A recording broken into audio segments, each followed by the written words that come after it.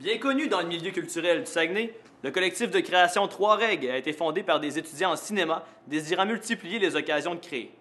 10 ans, une centaine de membres et près de 2000 œuvres plus tard, et toujours animés par le même désir, le collectif vous invite à une incursion dans son laboratoire devant public afin de faire la lumière sur les productions des créateurs d'ici.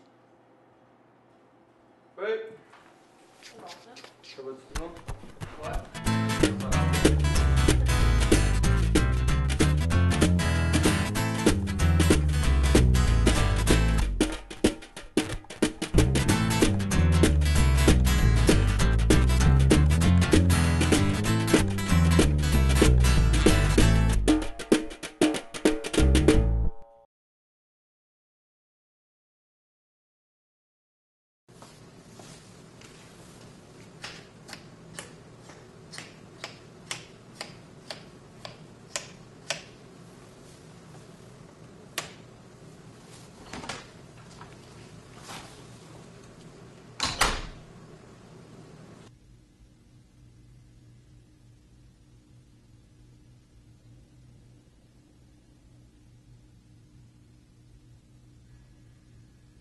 Ouf, grosse journée.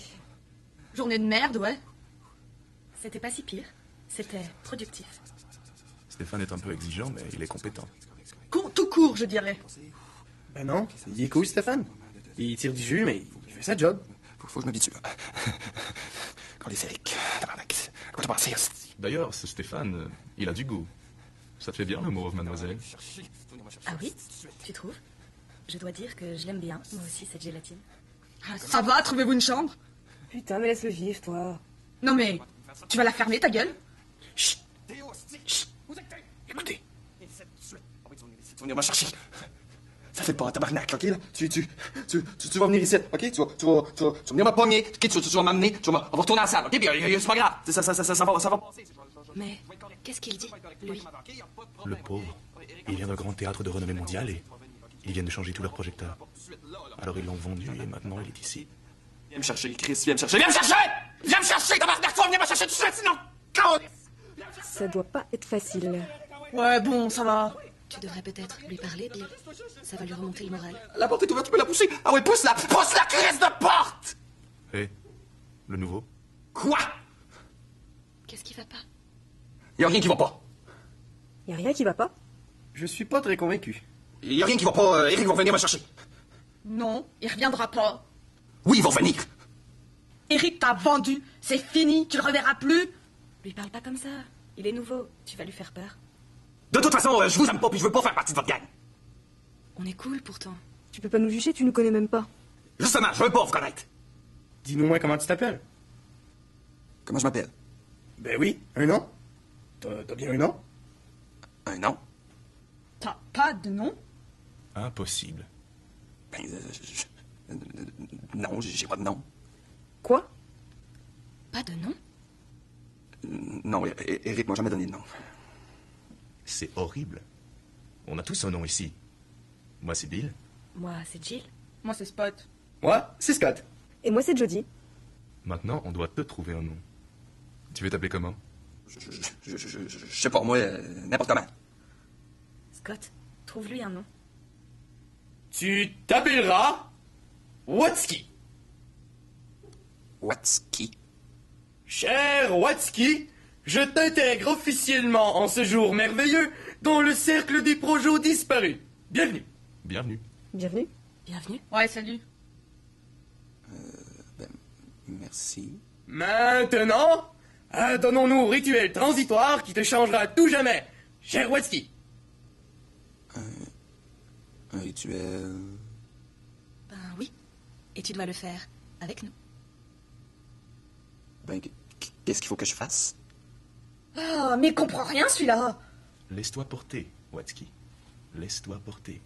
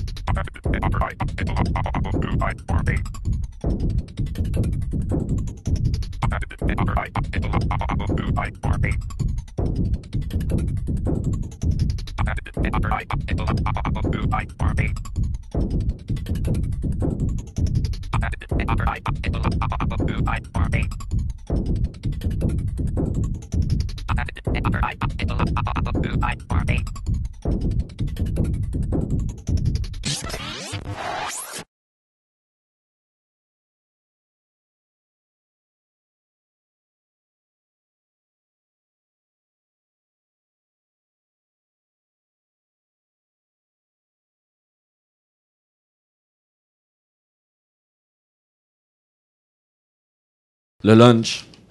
Ah.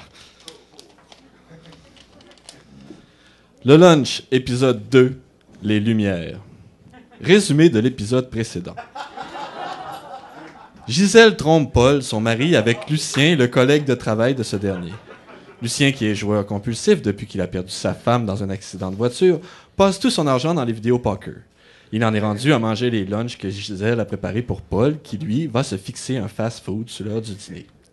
Gisèle, qui voulait empoisonner Paul, finit par empoisonner Lucien pour finalement se suicider de chagrin. Mais est-ce réellement ce qui est arrivé? Alors, nous sommes le jeudi 23 janvier, il est midi 24. Paul, au volant de son Oldsmobile, sacre joyeusement après le cave qui prend les deux voies sur le boulevard central. Un BK Stacker 3 tranches dans la main gauche, le volant dans la droite, des commissions plein la tête. Faudrait bien que tu penses à acheter des lumières pour ma coiffeuse, Paul. Je vois plus rien quand faut que je m'arrange le matin. Il avait pensé aux ampoules ce midi. Mais c'est des kilowatts, des ampoules, que ça prend. Hein? C'est des kilowatts? Ah, c'est un niaisage. Mais Paul resta zen. Il passerait chez lui ce midi, vérifierait avec Gisèle le wattage des dites ampoules et passerait les acheter en retournant au travail. En plus, il y a un Burger King juste sur le coin. Paul arrive chez lui, il est midi 29. Il vient juste de terminer son gros sandwich dégueulasse lorsqu'il entre chez lui sans prévenir comme de raison. Il y a de la vie chez les Simard, ça s'entend. Il entend crier Gisèle, ça lui glace le sang.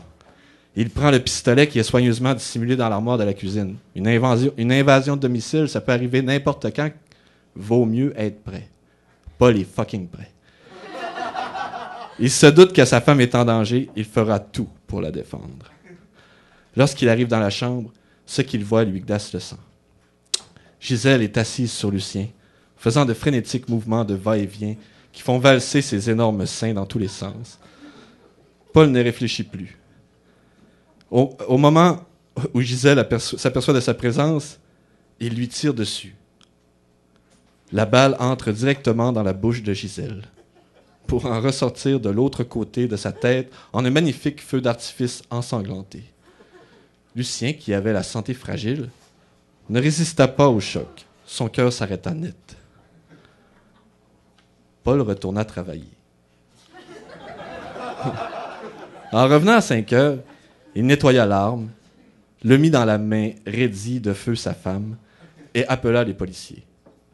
Les policiers en vinrent rapidement à la conclusion que Gisèle avait dû se suicider. Après tout, les preuves étaient résolument contre elle, n'est-ce pas? Bah, c'est marrant parce qu'Emmanuel Trotobas, il a parlé de Lyon et des Frères Lumière. Moi, je vais parler de Besançon et des Frères Lumière, qui sont nés à Besançon. Et puis, c'est comme c'était une soirée où les Français parlaient de leur ville.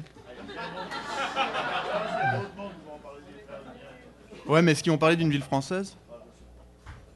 Alors, c'est une ode aux Frères Lumière qui sont nés à Besançon. Oh, Auguste et Louis. Oh, Louis et Auguste.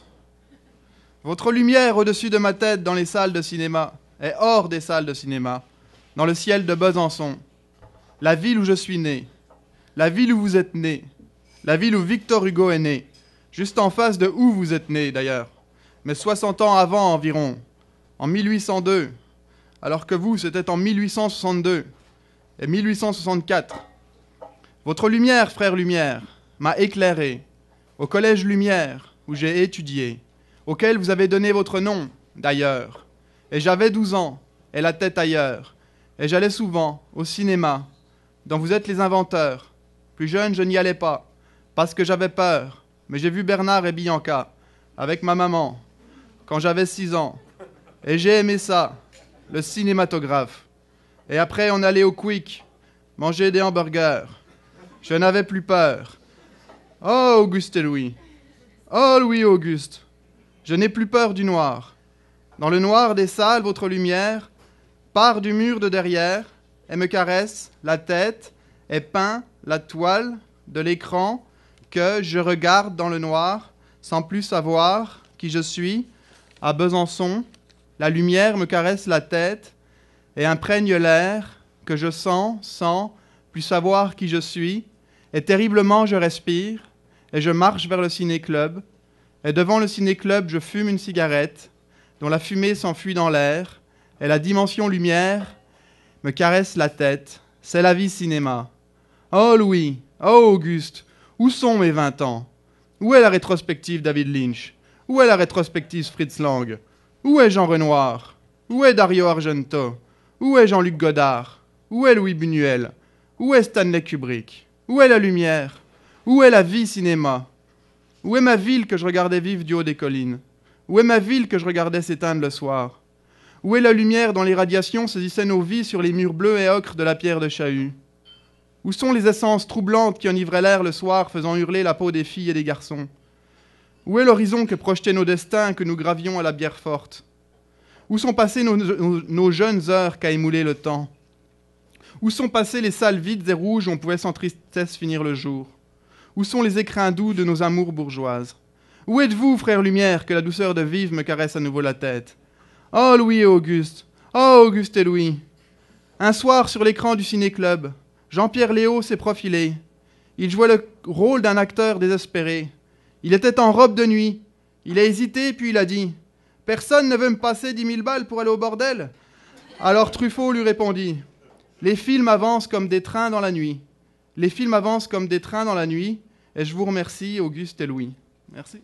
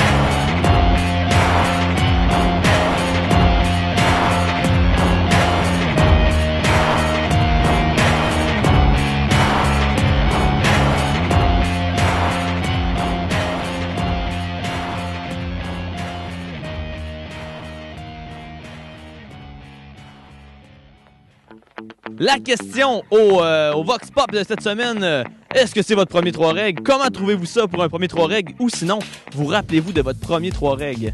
Nous commencerons comme ça. On va se promener. Je suis maintenant en présence de mon ami... William. Mon ami William. William, je crois que ce soir, c'est ton premier 3 règles, n'est-ce pas? Oui, tout à fait, tout à fait. Et jusqu'à maintenant, comment tu trouves ça, tes impressions? C'est très bien, excellent. Le calibre est haut, c'est délicieux. T'attendais-tu à ça quand ton ami t'a invité et t'a dit « Hey, William, viens faire un tour à 3 règles. C'était quoi ton impression? Qu'est-ce que tu pensais que ça allait être concrètement? T'es-tu surpris? T'es-tu déçu? T'es-tu content? Je suis pas surpris du tout. C'est direct dans la branche de ce que je cherchais. Là, j'avais le goût de quelque chose de différent, quelque chose d'expressif. C'est correct. J'aime bien ça. Hey, salut Fanny, ça va bien? Oui. Fanny, te souviens-tu de ton premier 3 règles? Oui, parce que... OK. Oui, c'est la première date que j'ai avec mon copain, puis c'est ce soir-là qu'on a sorti ensemble.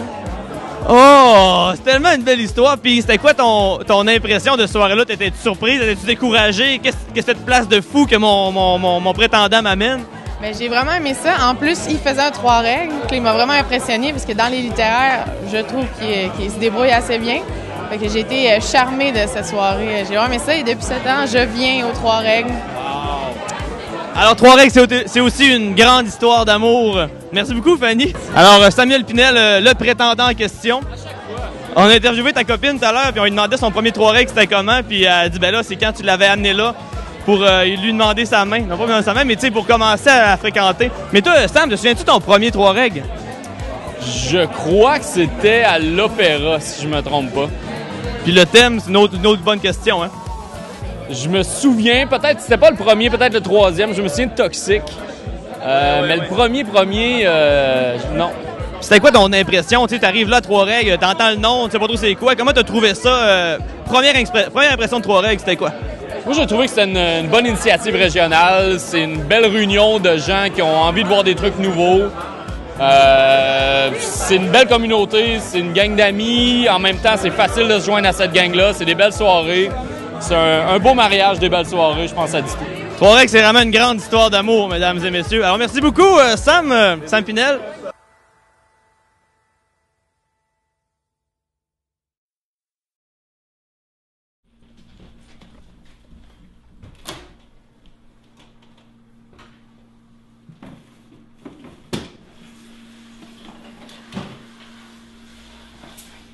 Beer time.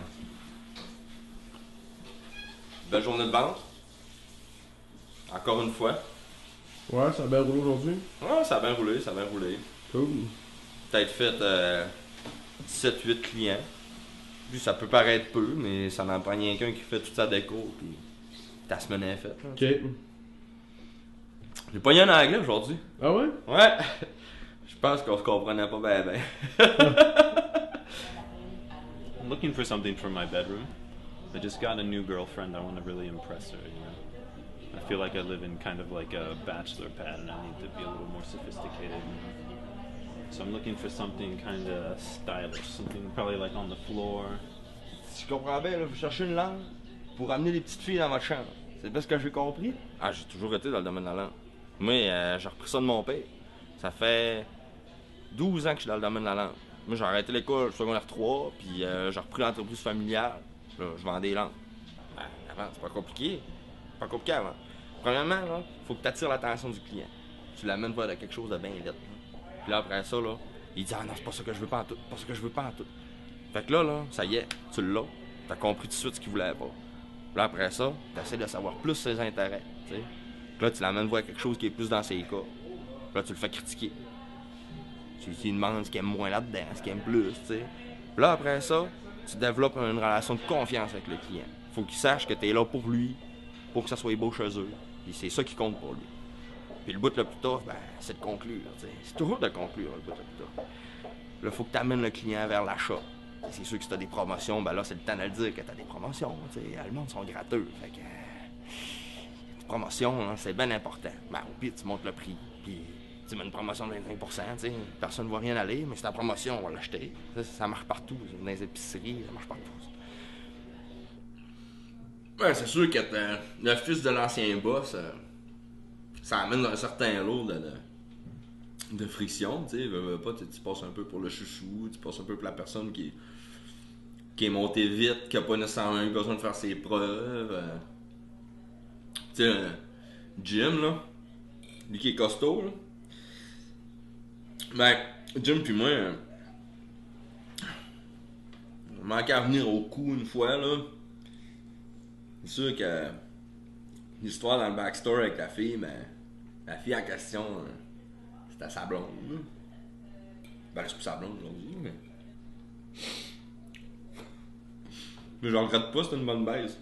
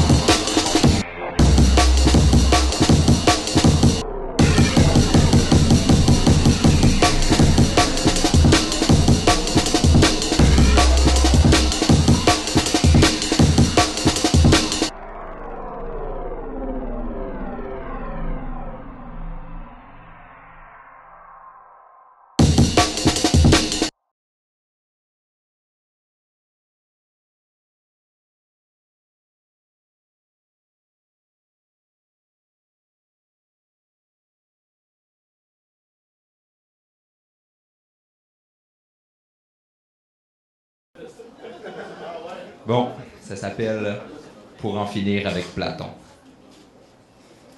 Pilote imperturbable aux commandes de sa propre école de philosophie, beau comme un prince drapé dans sa toge de sagesse pourpre, Platon était en fait un incroyable meneur d'hommes vers le précipice. Parfois, pour se distraire, planté sur l'esplanade, Platon plotait aussi les élèves de son peloton de penseurs rapprochés. Pour la plupart, jeunes playboys grecs à peine pubères et sentant encore l'huile d'olive. Tous aussi plantureux, pétillants et emplis d'une pléthore de petits plaisirs que des boîtes pleines à craquer de surprises impudiques. Platon, de plus, avec ses arguments pervers, se plaisait à éblouir le public et à tomber pesant comme du plomb sur le plexus. Bien que Platon eût été pauvre, avant de passer go et de pogner son pactole, il n'aimait pas plus les habitants des poubelles que les pires plutocrates.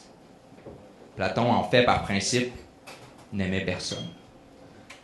Platon ployait seulement sous le charme des idées, plaidant qu'il s'agissait de la forme la plus pure de l'être.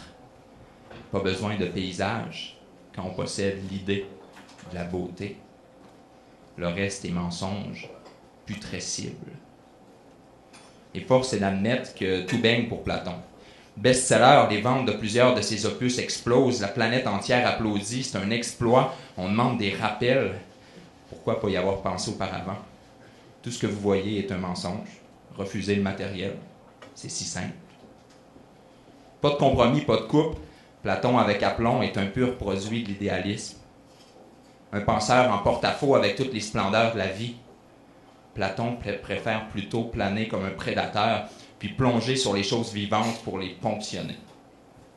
Platon est un penseur vampirique et persistant, qui, comme l'audace, prend toute la place. Excusez-moi. Platon n'aime pas qu'on joue dans ses plates-bandes. La preuve, il aurait voulu brûler tout Pythagore et aplatir les cyniques. Platon est un ennemi public. Il a posé des bombes dans l'histoire. Il avait un plan à appliquer pour que la matière se nie elle-même pour des siècles et des siècles. Platon, en a fait réussi à propager sa petite poutine au travers des époques. On n'a pas fini de le plagier. Depuis ce temps, les prophètes bourgeonnent et parlent de la lumière tout en vous disant de ne pas croire en vos sensations. Platon était le premier d'une race, Platon était un reptilien, Platon est parmi nous.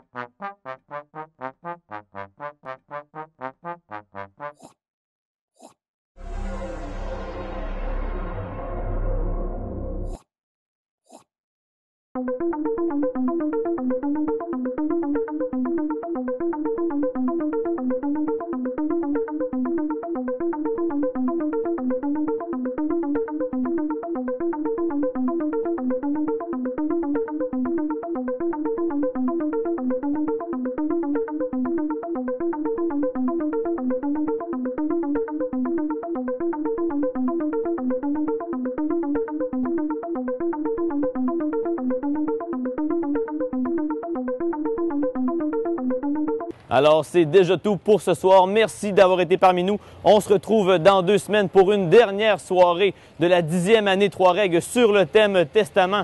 Sinon, vous pouvez nous écouter sur YouTube ou sur les ondes de ma TV. Bonne soirée à tous.